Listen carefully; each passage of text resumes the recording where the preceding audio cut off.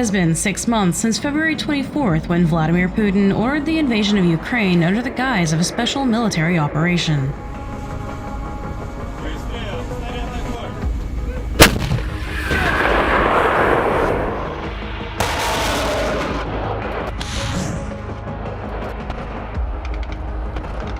Since the start of the invasion, Russia has attacked countless cities in Ukraine, including the capital, Kyiv.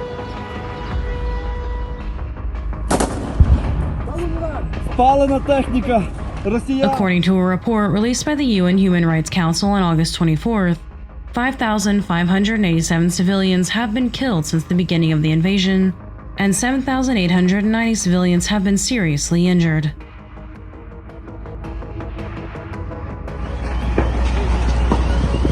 According to a statement made on August 22nd by General Valery Zaluzhny, the commander of the Ukrainian armed forces, 9,000 Ukrainian military personnel have been killed in the last 6 months.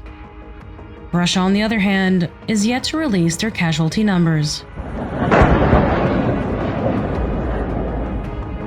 According to U.S. intelligence, however, the Defense Department puts Russian losses at 15,000 dead and 45,000 wounded.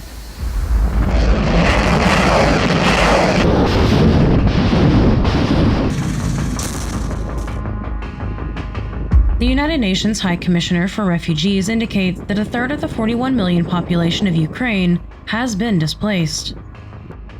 It is estimated that Turkey currently hosts around 145,000 refugees from Ukraine. According to reporting from BBC thus far, Ukraine's infrastructure has suffered $104 billion in damages.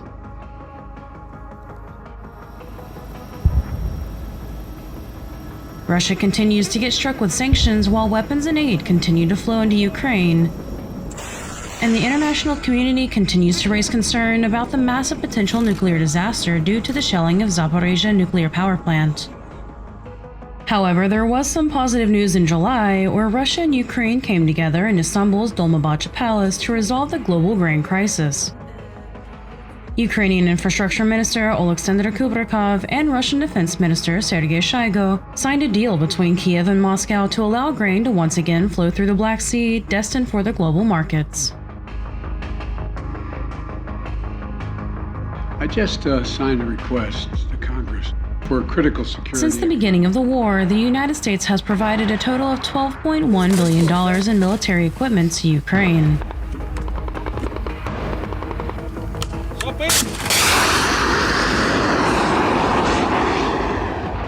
After the United States, largest military aid to Ukraine comes from the United Kingdom. Since the beginning of the invasion, the UK has provided $2.72 billion in military aid and equipment to Ukraine. Third in line is the European Union with $2.51 billion worth of equipment and aid.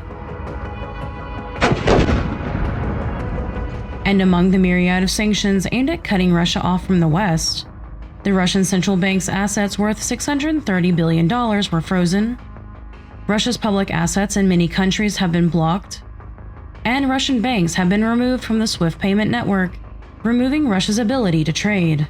But not all lines on the sand are very clearly drawn. An opinion piece by the Financial Times editorial board puts Turkey in the hot seat once again, saying that the Turkish leader is playing a complex but risky game. The piece looks at how President Erdoğan has continued to maintain close economic ties with Russia, despite the West's attempt to cut off the nation from the world after its invasion of Ukraine. Though Turkey's attempts at achieving peace between Russia and Ukraine have been unfruitful, Turkey maintains an often puzzling relationship with Russia.